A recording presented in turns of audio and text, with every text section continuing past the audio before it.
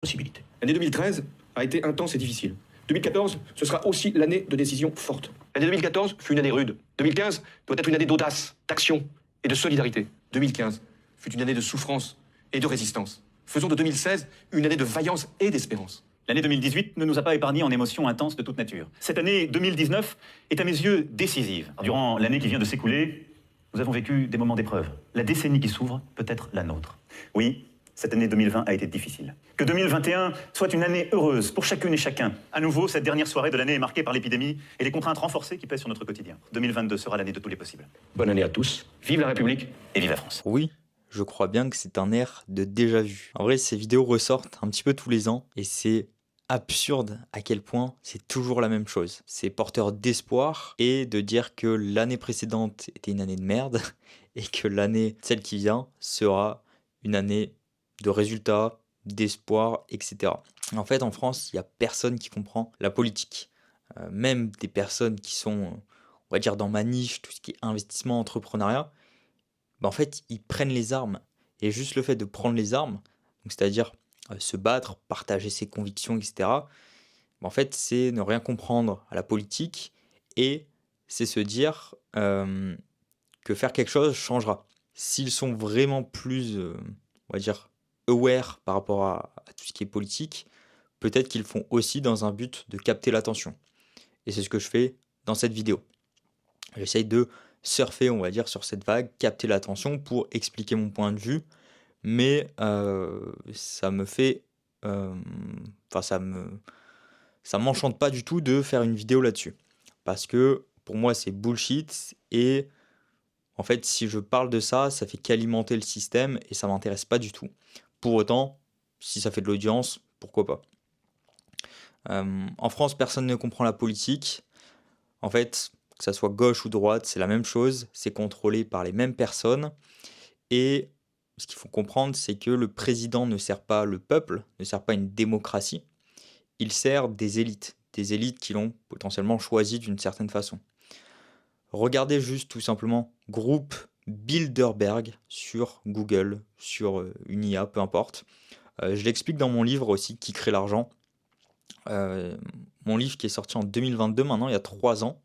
À cette époque, j'avais beaucoup moins de compétences et de compréhension du système global. Pour autant, il y a quand même des choses très pertinentes, donc je vous mets en description le lien Amazon directement. Mais voilà, regardez groupe Bilderberg. Et voilà, si vous prenez la décision de regarder, c'est au moins que vous essayez de ne pas aller dans le système et juste le regarder de loin. C'est ce que je fais. Et c'est pourquoi aussi j'ai quitté la France. Parce que tout ça ne m'intéresse pas. Et si je commence à jouer à ce jeu, en fait, ça va me prendre énormément d'énergie. Et mon énergie, j'ai pas envie de la mettre à jouer dans un système qui pour moi est bullshit et tout est illusion. Donc en fait, le président ne sert pas le peuple, le président n'est pas élu. Ça peut être vu de plein de façons différentes. Est-ce que sur les votes, en plus il y a déjà eu pas mal d'histoires sur les votes en France, je parle. Parce que quand on est français, on grandit avec une éducation en mode la France c'est trop bien, la France il n'y a pas de corruption, la France blablabla. Mais pour autant, en fait, tout ça est caché. Alors que dans d'autres pays, la corruption est visible. Mais voilà, les gens sont même pas conscients de ça. Je prends l'exemple en Bulgarie. Le gouvernement voulait augmenter les impôts de, alors je sais plus, c'était peut-être de 10 à 12%. Et en fait, il y a eu, je sais pas combien de centaines de milliers de personnes dans la capitale, dans les rues, pour se battre contre et dire non. Du coup, le président, je ne sais pas exactement comment ça marche, mais bref, il a dit ok, j'enlève cette loi. Et en France, en fait, chaque année, on teste le peuple, on voit s'il accepte des choses.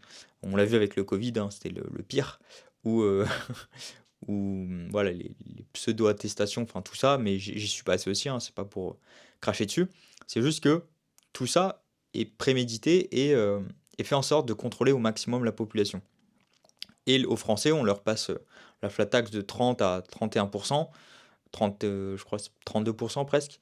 Rien ne se passe parce que les Français sont habitués et on leur dit oui, mais tout est bien en France, etc. Alors je suis pas là pour cracher sur la France, même si je tiens à souligner que quand on s'expatrie, c'est quelque chose de très très difficile socialement, psychologiquement, on perd tous nos repères, la culture, la nourriture, comment marche un pays, etc. Et du coup, tous les expatriés, généralement, ont besoin d'avoir une petite haine envers la France, entre guillemets, pour se dire, tiens, je pars parce que c'est nul, entre guillemets. Donc c'est pour ça que la plupart des expatriés ont voilà, cette petite haine que j'ai aussi et qui est obligatoire si on veut partir de la France, sinon on n'y arrive pas, on n'y arrive pas à partir. Donc voilà, c'est pas pour cracher sur la France, c'est juste que je pense que c'est quelque chose de naturel pour se dire ok, je veux partir, donc il faut que je me convainc de cette façon. Enfin bref, tout ça pour dire que le président actuel est passé dans le groupe Bilderberg, dans une sorte de commission, quelques années avant son élection. Et ça pour plein de présidents dans le monde. Donc bref, le président ne sert pas le peuple, il sert une élite. Là-dessus, quand on comprend ça, eh bien, je pense qu'on voit le jeu d'une autre façon et on se dit, ok, ça sert à rien que je participe à tout ça. Est-ce que mon vote est vraiment utile? Je ne sais pas. Est-ce que ça sert à quelque chose que je mette de l'énergie? Ben, on a envie parce qu'on se dit, tiens, je vais être dans l'actualité, je veux parler de ça avec mes collègues, je veux pouvoir faire ça. Mais au final, ça n'a pas d'impact, donc ça ne sert pas à grand-chose.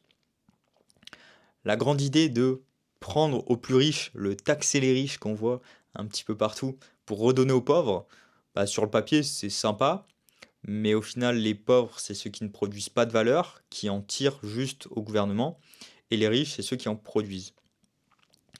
Et globalement comment ça marche, c'est on va prendre 100 € à un seul riche, et puis on va donner 10 € à 10 pauvres. Et dans ce cas-là, eh bien, on gagne 10 votes. C'est comme ça que les votes aussi sont orientés vers une personne qu'on souhaite. Et principalement sur la gauche, on va dire. Pour moi, mon idée, c'est tout le monde né de droite, avec un instinct de propriété, de liberté. C'est pour ça que tout ce qui est communisme, ça marche pas. Parce que les gens, ils ne se sentent pas responsables et ils se disent, ok, j'ai un revenu universel, je travaille, je gagne le même salaire que tout le monde. En fait, il n'y a pas cette notion de responsabilité et les gens ne vont pas se donner suffisamment. Donc tout le monde va être lazy, donc on va dire avoir la flemme. Et comme ton voisin a la flemme, toi aussi tu as la flemme. Et du coup, ça tire toute la population vers le bas. Donc c'est pas un truc qui marche sur le long terme. Et de toute façon, on l'a vu, ça marche pas le communisme. Donc, pour moi, tout le monde naît de droite, avec cet instinct de liberté, de propriété, et si je travaille, j'ai des résultats, mais si je travaille pas, j'ai pas de résultats. Mais beaucoup de personnes deviennent de gauche à cause des médias, à cause de tout ce qu'on voit sur les médias et les réseaux sociaux. Mais notamment les médias, parce qu'aujourd'hui, les plus gros des électeurs, ce sont des personnes qui sont plus ou moins autour de la retraite. Donc ces personnes-là, ou avant la retraite, ces personnes-là ont grandi avec la télévision, avec la radio, et c'est ça qui a influencé. Aujourd'hui, avec les réseaux sociaux, on voit un petit peu de tout, mais voilà, jusqu'à maintenant, c'est télévision, donc on influence via la télévision et les médias connus. Donc on devient de gauche parce que on est influencé par des médias. Pareil, on peut très bien être influencé par la droite, mais aujourd'hui, il n'y a pas vraiment de médias de droite. De médias, je parle, télévision principalement, radio, il n'y a pas de médias de droite. Apparemment, on n'a pas le droit de dire qu'on est de droite si on est un média. Un média et qu'on veut regarder sa place de média reconnu, on va dire. Donc, si on est de droite et qu'on devient de gauche, par influence médiatique, eh bien, c'est au final divisé pour mieux régner. Il y a ceux qui restent dans leurs idées de droite, et puis il y a ceux qui sont devenus de gauche. Eh bien, on crée une division sociale, pour pouvoir mieux régner. Et c'est un petit peu ça la grosse idée, c'est diviser pour mieux régner. Parce que s'il y a deux camps, on les fait battre contre eux, et ils n'ont pas le temps de se battre contre, on va dire, l'élite. L'élite, c'est un grand mot, j'en parle un peu plus dans mon livre, mais voilà, on leur laisse des occupations pour pas qu'ils aient le temps de se poser les bonnes questions. Donc tout ça pour dire que, pour moi, j'ai mes idées, je sais exactement comment ça marche, j'ai pas besoin de partager tout ça, tout simplement parce que je ne passe pas de temps. Ça masque, on va dire, les opportunités réelles pour tout ce qui est projet, entrepreneuriat, investissement. Et aussi, ça prend beaucoup d'énergie parce que se battre, donc on est divisé, donc on veut voilà, on se fight un petit peu entre citoyens. Et du coup, on n'a pas le temps de se poser les bonnes questions pour nous. Qu'est-ce qu'on veut vraiment? Qu'est-ce que je peux faire comme projet qui va m'épanouir? Non, c'est tiens, à la télé, ils ont dit ça, tac, tac, tac, et on garde voilà, le lapin dans sa cage. Donc pour moi, c'est vraiment perte d'énergie et ça nous coupe des opportunités réelles. Donc si on arrive à ignorer le narratif médiatique et on se focus vraiment sur ce qu'on veut vraiment, sur des stratégies, sur la construction de projets, bah, c'est comme ça qu'on peut réussir d'un point de vue personnel en étant égoïste d'une certaine façon. Donc si tout ça, ça vous parle et que ça vous intéresse sur tout ce qui est investissement, projet et construire un portefeuille long terme pour justement s'extraire et ne plus dépendre d'un système, eh bien, je vous mets en description un lien axé sur l'investissement en startup, comment créer une stratégie et ne pas se laisser influencer par des médias ou encore les réseaux sociaux qui est aujourd'hui encore pire parce que ils ont trouvé une méthode pour nous hacker notre cerveau, nous prendre notre attention, on peut pas s'en rendre compte et ça nous fait du bien court terme.